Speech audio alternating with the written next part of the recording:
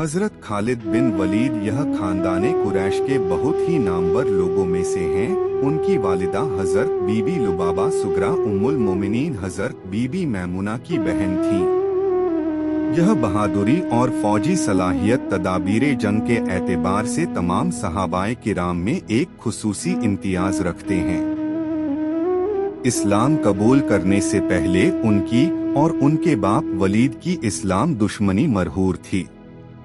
जंगे बद्र और जंगे उहुद की लड़ाइयों में यह कुफ्फार के साथ रहे और उनसे मुसलमानों को बहुत ज्यादा जानी नुकसान पहुंचा, मगर अचानक उनके दिल में इस्लाम की सच्चाई का ऐसा सूरज निकल गया कि सन 7 हिजरी में यह खुद मदीना जाकर दरबारे रिसालत में हाजिर हो गए और मक्का दामने इस्लाम में आ गए और यह वादा कर लिया कि अब जिंदगी भर मेरी तलवार कुफ्फार से लड़ने के लिए बेनियाम रहेगी।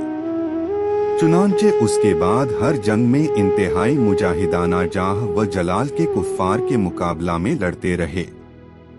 यहाँ तक कि सन 8 हिजरी में जंग मीता में जब हजरत जैद बिन हारिसा, हजरत जफर बिन अबी तालिब व हजरत अब्दुल्लाह बिन वाहा तीनों कमांडर ने यके बाद दीगरे जामे शहादत नोश कर लिया तो इस्लामी फौज ने उनको अपना कमांडर चुना और उन्होंने ऐसी जांबाजी के साथ जंग की कि मुसलमानों को फतह मुबीन जीत हो गई।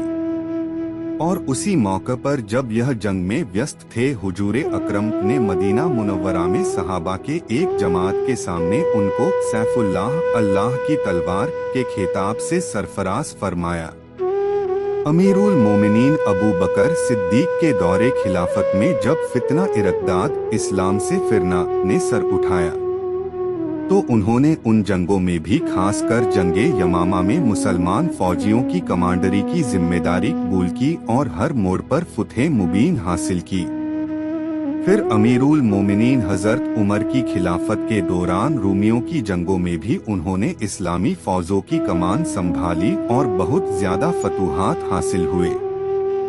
सन 21 हिजरी में चंद दिन बीमार रहकर वफात पाई।